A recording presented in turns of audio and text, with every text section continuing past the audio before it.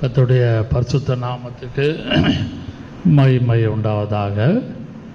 இந்த கால வேளையிலும் ஆராதனையும் பாடலையும் கர்த்தர் ஆசீர்வதிக்காக நாம் கர்த்தரை ஸ்தோத்திரிப்போம். கர்த்தருடைய வசனத்தை சுருக்கமாக நாம் தியானிக்கலாம். 2 பேதுரு 2 Peter 2:2 2 பேதுரு 2ஆம் அதிகாரம் 19ஆம் வசனம். 2 Peter 2:19. தாங்களே இருங்க. 2 Peter 2:19. தாங்களே கேட்டு அடிமைகளாய் இருந்தோம், அவர்களுக்கு சுயாதீனத்தை வாக்குத்தத்தம் பண்ணுகிறார்கள். எதனால் ஒருவன் ஜெயிக்கப்பட்டிருக்கிறானோ.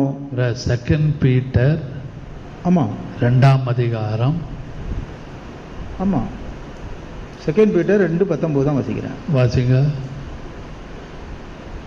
தாங்களே கேட்டுக்கு அடிமைகளாய் இருந்தும் அவர்களுக்கு சுயாதீனத்தை வாக்குத்தத்தம் பண்ணுகிறார்கள். எதனால் ஒருவன் ஜெயிக்கப்பட்டிருக்கிறானோ. நான் வாசிக்கிறேன். அதிக உறுதியான தீர்க்கதரிசனமான வசனமும் நமக்கு உண்டு. பொழுது விடிந்து விடிவெள்ளி உங்கள் இருதயங்களில் உதிக்கும் அளவும் இருளுள்ள இடங்களில் 1 Peter 2:19. அதான் சொன்னேன். இருளுள்ள இடத்தில் பிரகாசிக்கிற விளக்கை போன்ற அவ்வசனத்தை கவனித்திருப்பது நல்லது. இந்த காலவெளியிலே செய்தியின் தலைப்பு ஸ்கிரிப்சர்ஸ் அண்ட் த வேர்ல்ட், வசனமும் உலகமும். கவனிங்கள், எப்பவுமே வசனமும் உலகமும் ஒத்து போவாது. ரெண்டும் டிஃப்ரெண்ட் ட்ராக், ரெண்டு விதமான ஒரு ஆங்கிள், 2 விதமான ஒரு வழி. அது வேர்ட் ஆஃப் காட், வசனம் ஒரு விதமாக கிரியை செய்யும், உலகம் ஒரு விதமாக கிரியை செய்யும். ஆனால் இங்கிலீஷ் பைபிளில் அந்த கிங் ஜேம்ஸ் வெர்ஷனில் பார்த்தீங்கன்னா மோர் ஷுவர் வேர்ட் ஆஃப் ப்ராஃபஸி. அப்படியானால் மோர் ஷுவர் வேர்ட் ஆஃப் ப்ராஃபஸின்னு சொல்லிட்டு தீர்க்கதரிசனம் அல்ல, வசனம் என்ற வார்த்தைக்கு பதிலாக அங்கே எழுதப்பட்டிருக்கு ப்ராஃபஸி என்று. கண்டிப்பாக உறுதியான வசனம், அதாவது அதிக உறுதியான வசனம், எந்த விதமான பிழை இல்லாமல், எந்த விதமான தடை இல்லாமல், எந்த விதமான ஒரு குறை இல்லாமல் வசனம் எல்லாருக்குள்ளேயும் கிரியை செய்து கொண்டிருக்கிறது. அது பொதுவான ஜனங்களாக இருந்தாலும் சரி, உலக பிரகாரமான ஜனங்களாக இருந்தாலும் சரி, ரட்சிக்கப்பட்டவர்களாக இருந்தாலும் சரி, பரிசுத்தவான்களாக இருந்தாலும் நீதிமான்களாக இருந்தாலும், வசனம் எல்லாருக்குள்ளேயும் கிரியை செய்து. பாவி உள்ளத்திலும் அந்த வசனம் கிரியை செய்கிறது, பரிசுத்தவான்கள் உள்ளத்திலும் அந்த வசனம் கிரியை செய்கிறது. அதனால்தான் அதிக உறுதியான வசனம் நமக்குண்டு. அதிக உறுதியான, அழியாத, ரொம்ப strong word of God, very strong word of God. வசனம் எப்போவுமே ரொம்ப ஸ்டேபிளாக இருக்கும், உறுதியாக இருக்கும். அது உடனடியாகவும் நிதானமாகவும் கிரியை செய்யும். ஆனால் உலகமும் அந்த வசனமும் ரெண்டுமே ஒத்து போகாது. இந்த காலவெளியிலே செய்தியின் தலைப்பு ஸ்கிரிப்சர்ஸ் அண்ட் த வேர்ல்ட், உலகம். அந்த உலகத்தையும் வசனத்தையும் நீங்கள் ரெண்டுமே ஒன்று சேர்க்க முடியாத ஒரு சூழ்நிலை. உலகம் ஒரு விதமாக கிரியை செய்யும், வசனம் ஒரு விதமாக கிரியை செய்யும். இதை நீங்கள் நன்றாக விளங்கிக் கொள்ள வேண்டும். வசனத்தை வைத்து தான் உலகத்தை ஜெயிக்க முடியும். இயேசு தன்னுடைய 40 நாள் 40 days ஃபாஸ்டிங், அதாவது அவர் பரிசுத்த ஆவியானவராலே வனாந்தரத்துக்கு கொண்டு போகப்பட்டார். அவராக ஒரு வனாந்தரத்துக்கு போய், நல்ல கவனிங்கள், அவராக விரும்பி அவரா யோசித்து அவரா நிதானித்து ஒரு ஃபாஸ்டிங் ப்ரேயர் அவர் ஏற்படுத்தலை. நன்றாக நான் வசனத்தின்படி அதை கர்த்தருடைய வழி நடத்தல்படி வசனத்தின்படி பைபிளில் என்ன சொல்லியிருக்குதோ அதை நான் முக்கியப்படுத்துகிறேன். அதை லூக்கா 4ஆம் அதிகாரம் 1வது வசனம் வாசியுங்கள். Luke 4:1. Luke's Gospel 4:1. இயேசு பரிசுத்த ஆவியானவராலே வனாந்தரத்துக்கு கொண்டு போகப்பட்டார்.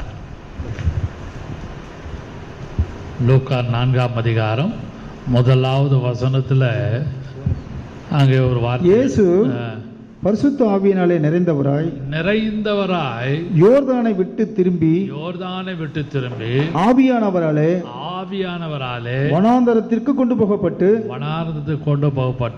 40 நாள் பிசாசினால் சோதிக்கப்பட்டார். 40 days அவர் அங்க இருந்தார். இதுதான் அதிகமாக எல்லாரும் 40 days fasting, 21 days fasting, 7 days fasting தவறல்ல, இருக்கலாம். ஆனால் fasting and fasting prayer and fasting situation, you should be led by God, led by the Holy Spirit.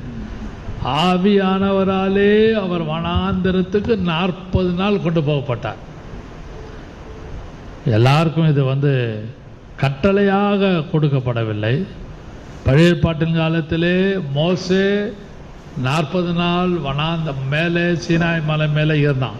To receive the ப்ரிசெப்ட்ஸ், அந்த கட்டளையை பெற்றுக்கொள்வதற்கு 10 கட்டளையை பெற்றுக்கொள்வதற்கு he was with the Lord Almighty. அவன் 40 நாள் இருந்தான். இஸ்ரேல் ஜனங்கள் எல்லாரும் 40 நாள் உபவாசம் இருந்தார்கள் என்று சொல்லவில்லை. அங்கே இருக்கிறது பரிசுத்த உபவாச நாளின் நியமங்கள் என்று யோவேலில் இருக்கிறது. ஆனால் எல்லாமே led by the Spirit. There is no hard and fast rule. ஒவ்வொரு மாதம் 3வது வாரம், second Sunday, third Sunday fasting prayer எல்லா சபையிலும் வைப்பாங்க. ஆல் பென்டிகாஸ்டல் சர்ச்சஸில். This is not biblical. நான் வசனத்தை உங்களுக்கு விளக்கி நான் உங்களோடு பேசுகிறேன். வைக்கலாம், தவறில்லை. ஒரு ஹேபிச்சுவலாக ஒரு ஃபாஸ்டிங் ப்ரேயரை நம்ம எல்லாரும் வைக்கிறோம். ஆனால் இயேசுடைய ஜீவியத்தில் பார்க்கும் பொழுது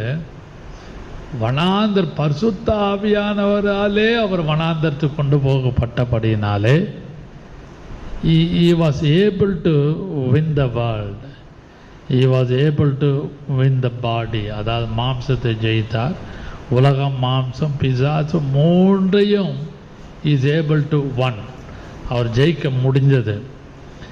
எப்படி ஜெயித்தார் என்று நாம் பார்க்கும் பொழுது அந்த வசனத்தில் என்ன, லூக்கா சுவிசேஷம் 4ஆம் அதிகாரம் முதல் 11 வசனம் வீட்டில் போய் வாசித்து பாருங்க. அவர் பிசாசை ஜெயிப்பதற்கு, பேசுவதற்கு, to deal with the devil, to talk with the devil, அவர் யாரையும் கூட கூட்டிட்டு போல. he was left alone. அவர் தனிமையாக இருந்து போராடி தான் ஜெயித்தார் ஒழிய, இன்றைக்கு உலகத்திலே சில காரியங்களை பார்ப்பதற்கும் பேசுவதற்கும் சீர் செய்வதற்கும் ஸ்திரப்படுத்துவதற்கும் பலப்படுத்துவதற்கும் sometimes we may go with 2-3 people. 2-3 பேராக போய் பேசுவோம், 2-3 பேராக போய் காரியங்களை நம்ம சீர்படுத்தலாம், பேசலாம், பேசி தான் பார்ப்போமே என்று யோசிப்போம், நிதானிப்போம். தட் இஸ் ஹியூமன் லெட், யோசிக்கிற மனுஷத்தன்மை.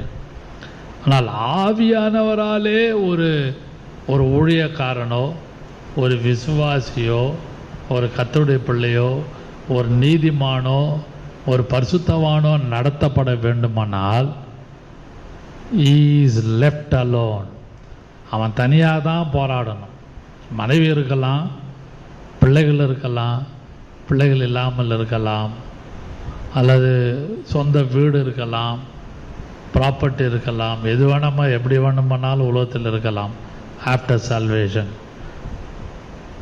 But point is very important. If you win certain things, if you overcome certain things, you must alone. தனியாக இருந்து தான் ஜெயிக்கக்கூடிய கர்த்தருக்கு கிருபை கொடுப்பார் ஒழிய 2-3 பேராக இருந்து ஜெயிக்கக்கூடிய ஒரு சூழ்நிலை ஆவியானவர் அதிகமாக கொடுக்க மாட்டார். இயேசு நமக்கு முன்மாதிரி. அதனால்தான் பேதுருவில் ஒரு வசனம் அவர் உங்களுக்கு செட் அன் எக்ஸாம்பிள். அவர் மாதிரியை பின் வைத்து போனார். அப்படியானால் இந்த ஊழியக்காரர்களோ சபையோ டினாமினேஷனோ நமக்கு எக்ஸாம்பிள் அல்ல. இயேசு அந்த பேதுருவில் ஒரு வசனம், அவர் நமக்கு மாதிரி பின் வைத்து போனார். Set an example.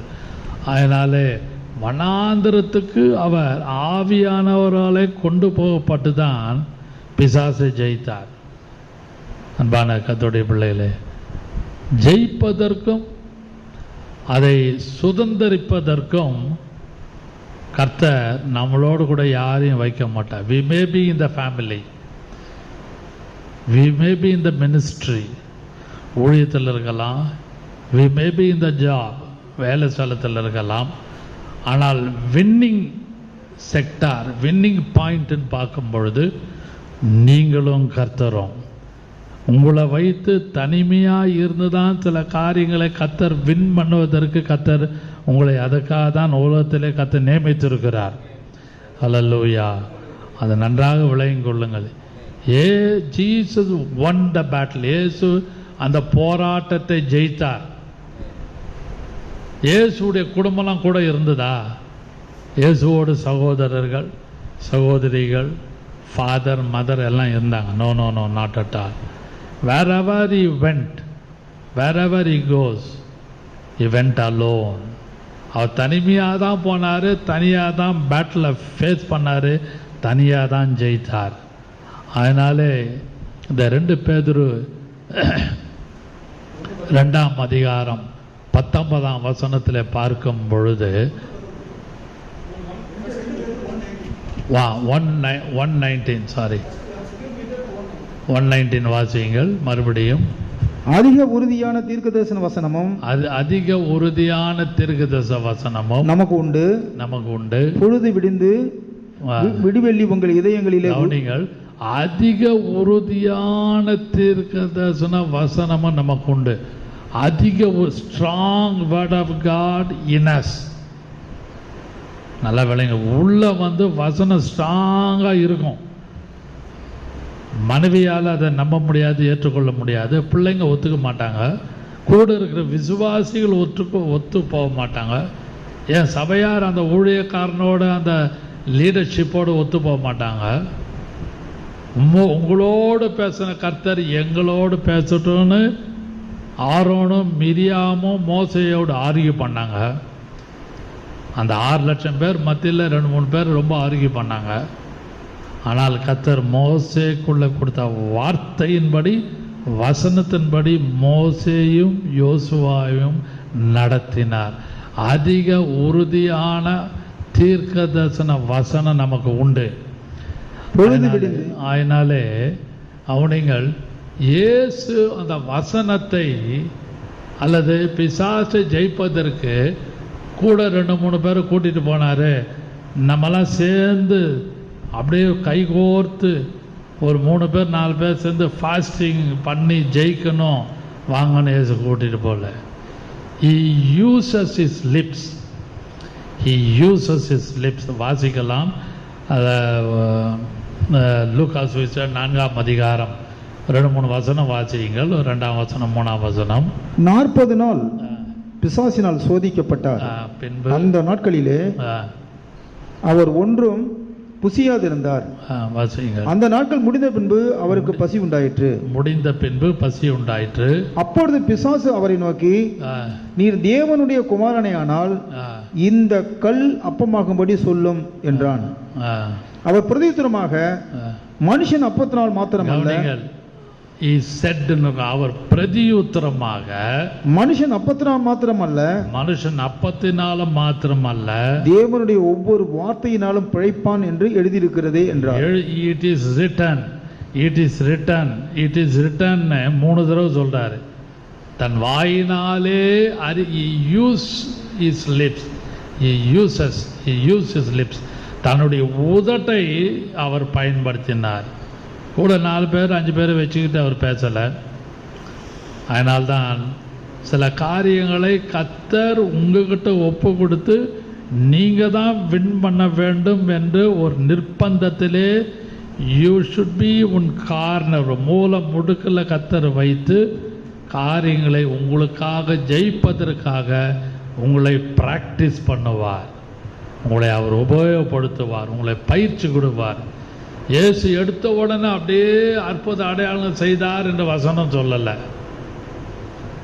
அவர் தன்னுடைய வாலிப காலத்திலே அவர் பிசாசை ஜெயிப்பதற்கு, உலகத்தை ஜெயிப்பதற்கு, ஜீவனத்தின் பெருமை ஜெயிப்பதற்கு he uses lips, தன்னுடைய உதட்டை பயன்படுத்தின போல வசனத்தை எவ்வளவு நன்றாக படித்து உள்ளத்தின் ஆழத்தில் அறிக்கை எடுக்கிறோமோ கர்த்தர் எல்லாவற்றிலும் ஜெயம் கொடுப்பாராக.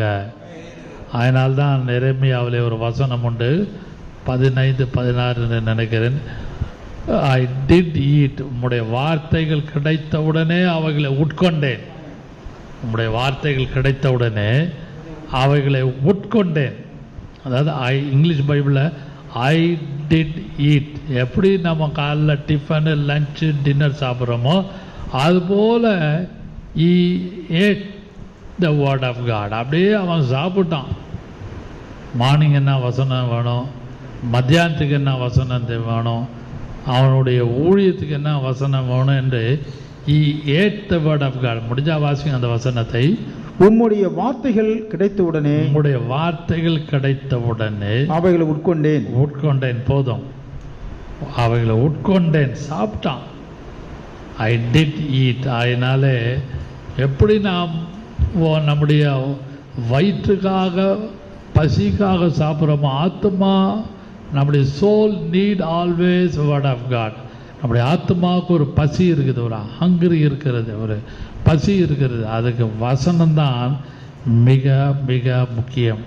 1 பேதுரு 2ஆம் அதிகாரம் 2ஆம் வசனம் வாசியுங்கள். 1 பீட்டர் 2:2 வாசிக்கலாம். 1 பீட்டர் 2 சகல துர்க்குணத்தையும் 1 பீட்டர் 2:2 சகல துர்க்குணத்தையும் சகலவித கபடத்தையும் பஞ்சகங்களையும் பொறாமைகளையும் சகலவித புறம் கூறுதலையும் ஒழித்துவிட்டு நீங்கள் வளரும்படி புதிதாய் பிறந்த குழந்தைகளைப் போல, நீங்கள் வளரும்படி புதிதாய் பிறந்த குழந்தைகளைப் போல, புதிதாய் வளர்ந்த குழந்தைகளைப் போல திருவசனமாகிய களங்கமில்லாத ஞானப்பாலின் மேல் வாஞ்சியாயிருங்கள். ஞானப்பாலின் மேல் வாஞ்சியரா, டு க்ரோ, வளரும்படி. அவன் நானும் நீங்களும் வளர வேண்டுமானால் the inner man should grow, உள்ளான மனுஷன் வளர்வதற்கு நாம் நன்றாக வசனம் தியானிக்கணும், நன்றாக வசனத்தை படிக்க நாம் பழக வேண்டும். இது நாம் எல்லாருக்கும் வேண்டிய ஒரு அனுபவம். எனக்கும் என்னதான் ஊழியத்தில் என்னதான் நீண்ட காலம் இருந்தாலும் everyday we need the word of God, every hour, every minute, every hour. ஒவ்வொரு நிமிஷமும் வசனம் இருக்கணும். எதுக்கு என்றால் டு க்ரோ, வளரும்படி. நீங்களும் நானும் நன்றாக வசனத்திலே வளர்ந்திருப்போமானால் we can able to, or we can detect certain things, able to win. சில காரியத்தை ஜெயிக்க முடியும், சில காரியத்தை கண்டுபிடிக்க முடியும். கர்த்தர் நமக்கு வேண்டிய கிருபை தருவாராக. இந்த வசனம் நமக்கு அப்படியே ஒரு மைண்டில் அப்படியே ஃபுல்லாக இருப்பதினால் எந்த விதமான லாபம் அல்ல. we may content with increase of mere head knowledge. ஒரு மூல அறிவுக்காக நல்ல வசனம் இங்கே இருக்குது அங்கே இருக்குது தெரியும் சொல்லி அப்படியே சில தங்களை ஒரு மாதிரி they are satisfied. நான் ஜெபவூட்டில் இருந்த காலத்தில், அந்த காலத்தில் 71 வருஷம் ஆயிரும்ல, ஒரு ஊழியக்காரனுக்கு ரொம்ப ரொம்ப எக்ஸலண்ட் வசனம், நல்லா தெரியும்.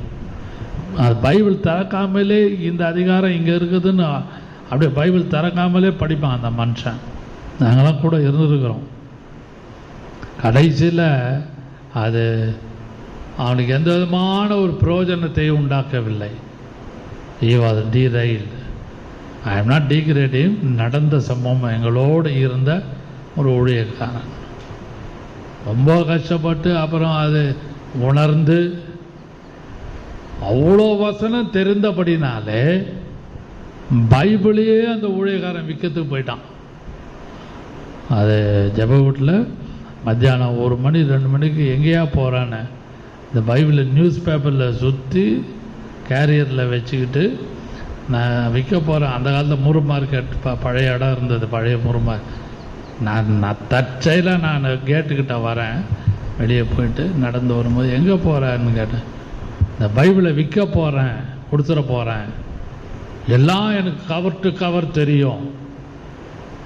நடந்த சம்பவம் எனக்கு அப்படியே நான் என்ன உடனே ஒரு இடத்துல பக்கத்தில் வெளியில் ஒரு கடையில் போய் 100 ரூபா வாங்கி அதை கொடுத்து I purchase that Bible, Thompson chain reference Bible. சும்மா ஒன்றும் இல்லை, அந்த அறிவை பார்த்து அந்த ஹெட் நாலேஜை பார்த்து அவனுக்கு ஒரு ப்ரெசன்டேஷன் கிடச்சிது, தாம்சன் செயின் ரெஃபரன்ஸ் பைபிள். அப்போவே அது வந்து 600 700 1000 விலை. கடைசியில் நான் 100 ரூபா கொடுத்து அதை வாங்கினேன். ஏனென்றால் எனக்கு எல்லாம் வசனம் தெரியும், எனக்கு எல்லாமே I am cover to cover, I know the word of God. அப்படி நம்ம இருப்போம், ஹெட் நாலேஜில் இருப்போமானால் we may be nowhere in the picture. ஒருவேளை காணாமல் போய்விடுவோம். அதுக்கு நான் கண்ணால் பார்த்த சாட்சி அது. அதனாலே வசனத்தை பிராக்டிக்கலாக புதிதாக வளரும்படி வாசிங்கள். 1 பேதுரு 2:2 மறுபடியும் to grow, வளரும்படி. 2:3 நீங்கள் வளரும்படி புதிதாய் பிறந்த குழந்தைகளைப் போல. இங்கிலீஷ் பைபிளில் 2வது வசனம், தமிழ் பைபிளில் 3வது வசனம் வாசியுங்கள். நீங்கள் வளரும்படி புதிதாய் பிறந்த குழந்தைகளைப் போல, புதிதாய் வளர்ந்த குழந்தைகளைப் போல திருவசனமாகிய களங்கமில்லாத ஞானப்பாலின் மேல் வாஞ்சியாயிருங்கள். அத குழந்தைக்கு எப்படி 3 வேளை பால் மதர் ஃபீடிங் இருக்கிறதோ அதை காட்டிலும் ஆத்மாவுக்கு வேண்டிய ஒரு ஃபீடிங் என்னன்னா த வேர்ட் ஆஃப் காட். அந்த வேர்ட் ஆஃப் காட் இருக்குமானால் நீங்களும் நானும் எல்லாவற்றிலும் ஜெயம் எடுக்க முடியும். கூட 4 பேர் சொல்கிறதுனால ஜெயம் எடுக்க முடியாது, ஒன்றுமே நடக்காது. உள்ளுக்குள்ளே வசனம் இருக்குமானால் கண்டிப்பாக ப்ராக்டிக்கலாக நாம் வளரணும். வசனத்தின்படி வசனத்தை கேட்டு படித்து படித்து வளருமானால் நீங்களும் நானும் பாக்கியவான்கள். ஹல்லேலூயா. இந்த வசனமும் உலகமும் என்று நான் சொல்லும் பொழுது மிக்சராக பேசி கொண்டிருக்கிறேன். இந்த இடத்துல ஒரு வார்த்தை இருக்கிறது. 1 யோவான் 5ஆம் அதிகாரம் 1 John chapter 5:19 வாசியுங்கள். 1 யோவான் 1 John 5:19 அதில் பார்க்கும் பொழுது the world lieth, நாம் தேவனால் உண்டாயிருக்கிறோம் என்றும் உலகம் முழுவதும் பொல்லாங்கனுக்குள் கிடக்கிறது என்றும் the world lieth இருக்கும். அதாவது உலகம் பொல்லாங்கனுக்குள் கிடக்கிறது என்றும் அறிந்திருக்கிறோம். அன்றியும் நாம் சத்தியம் உள்ளவரை அறிந்து கொள்வதற்கு தேவனுடைய குமாரன் வந்து நமக்கு புத்தியை தந்திருக்கிறார் என்றும் கவனிங்கள், அறிவோம். கமிங் டு த பாயிண்ட், வசனம்தான் இந்த உலகம் எப்படி இருக்குன்னு காட்டு. If you know the word of God we can able to detect the world. வசனம் இருக்குமானால், if you know the word of God, you and I can detect the world. உலகத்தை நாம் கண்டுபிடிக்க முடியும். இந்த உலகம் பொல்லாங்கனுக்குள், the world is lieth in the wicked. அப்படியே படுத்திருக்கு. யாருக்கிட்ட படுத்திருக்கு உலகம்? பிசாசினுடைய மடியிலே உலகம் படுத்திருக்கிறது. அதிலிருந்து நீங்களும் நானும் வெளியே வர வேண்டுமானால், ஒரு ஸ்பிரிச்சுவல் எக்ஸ்பீரியன்ஸ், ஒரு என்லைட்டன்ட் மைண்ட் இருக்க வேண்டுமானால் நல்ல வசனம் தெரிந்தால்தான் கர்த்தர் நம்மை உலகத்தில் உள்ள காரியத்திலிருந்து நம்மை விடுதலை கொடுப்பாராக. இதை இயேசுவே அதை சொன்னார். Jesus also told that Luke's Gospel chapter 16:15, லூக்கா 16ஆம் அதிகாரம் 15வது வசனம், 16:15, அபாபினேஷன் அருவருப்பாய் இருக்கிறது என்று சொல்லுகிறார். இயேசு உயிரோடு இருந்த காலத்தில் 16:15 வாசியுங்கள். 16. அவர்களை நோக்கி, நீங்கள் மனுஷர் முன்பாக உங்களை நீதிமான்களாக காட்டுகிறீர்கள், தேவனோ உங்கள் இருதயங்களை அறிந்திருக்கிறார். மனுஷனுக்குள்ள மேன்மையாக எண்ணப்படுகிறது தேவனுக்கு முன்பாக அருவருப்பாய் இருக்கிறது.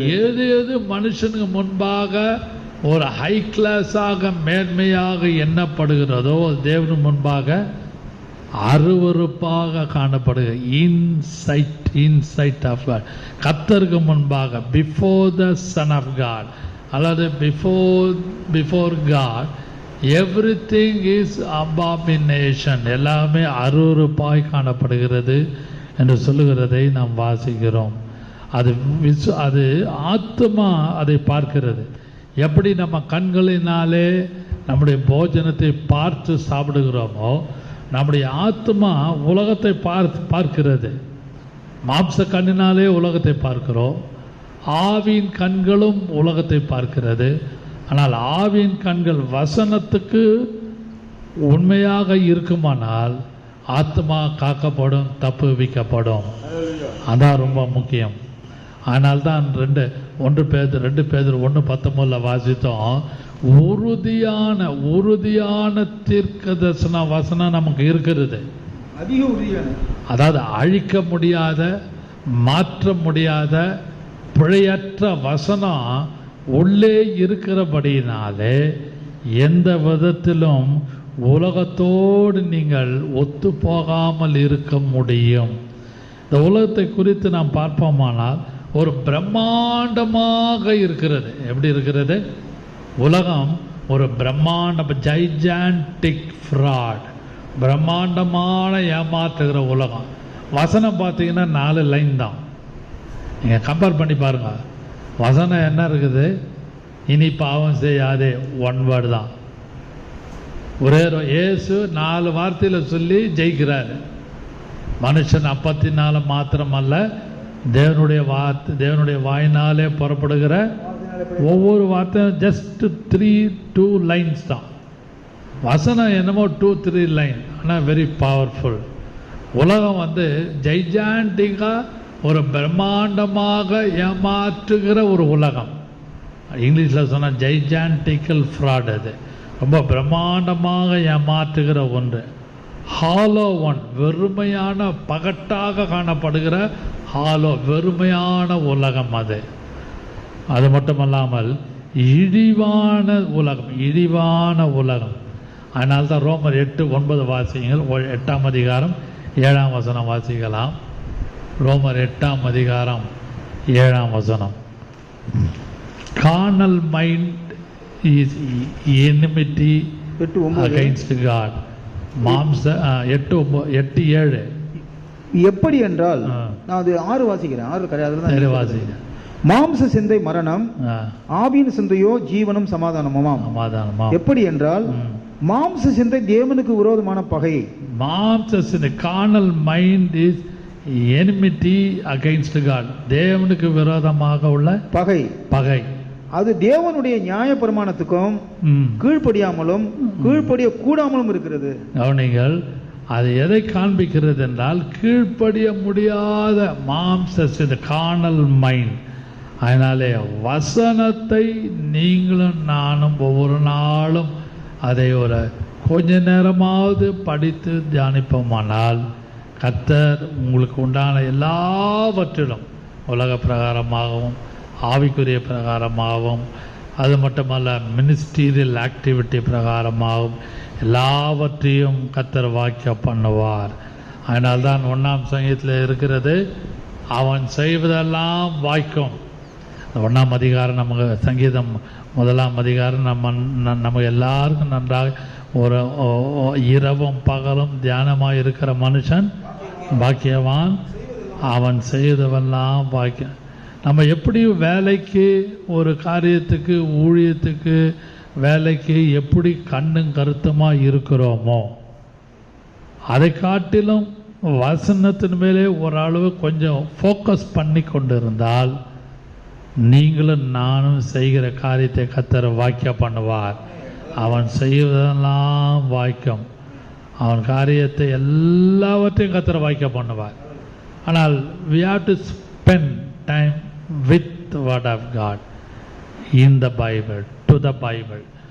வசனத்தோடு அவளை நாம் அனுசரித்து வசனத்தை படித்து ஒரு 5 minutes 10 minutes படிப்போமானால் நாட்களும் வருடங்களும் மாதங்களும் செல்ல செல்ல அதிகமான கிரியைகள் கற்றுக் கொடுத்து அவன் செய்தெல்லாம் வாக்கியம் என்ற வார்த்தையை எல்லாருக்குள்ளேயும் இதை பார்த்து கொண்டிருக்கிற கேட்டுக்கொண்டிருக்க எல்லாருக்குள்ளேயும் நிரப்புவாராக. ஆமென். நாம் ஜெபம் பண்ணுவோம். Praise the Lord, hallelujah. Glory, ratatala jam ratatalam. The Bible. Yes, that's the book for me. I stand alone, the word of God. The Bible. The Bible. Yes, that's the book for me. I stand alone, the word of God. The Bible.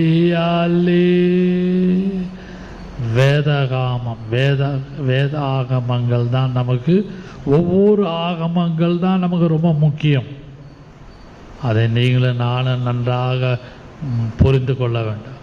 ஆகமங்கள், த Bible, ஒவ்வொரு வேத புஸ்தகங்களும் எல்லாவற்றிலும் நீங்களும் நானும் வசனத்து மேலே நிற்பமானால் எல்லாவற்றிலும் கர்த்தர் ஜெயம் கொடுத்து அவரை போல மாற்றுவாராக. ஹல்லேலூயா. அன்பின் பிதாவே, இந்த வழியிலும் கர்த்தாவே உறுதியான கர்த்தாவே ஒரு ஸ்ட்ராங்கான எந்த விதமான பிழை இல்லாமல் குறையில்லாத வசனத்துக்காக நாங்கள் நன்றியோடு ஸ்தோத்திரிக்கிறோம். அந்த ஒரு ஆசீர்வதியும் வசனத்தை கேட்ட எல்லாரும் எரேமியார் சொன்னது போல, சங்கீதக்காரன் சொன்னது போல அவைகளை உட்கொண்டேன். சங்கீதக்காரன் சொன்னது போல அவன் செய்தெல்லாம் வாய்க்கும், கர்த்தர் எனக்காக யாவும் செய்து முடிப்பார்னபடி இந்த வருஷத்துக்குள்ளே என்னென்ன காரியங்களை செய்ய சித்தமாக இருக்கிறீரோ எல்லாவற்றையும் உடைய சித்தத்தின்படி வசனத்தின்படி நாங்கள் வாஞ்சியாக இருந்து உட்கொண்டு வளர்ந்து அதை எங்களுக்கு அபியாசப்படுத்தி நாங்கள் ஜெயிக்க கிருபை செய்வீராக. இயேசுவின் நாமத்தில் பிதாவே, ஆமென். ஆமென். காணிக்கை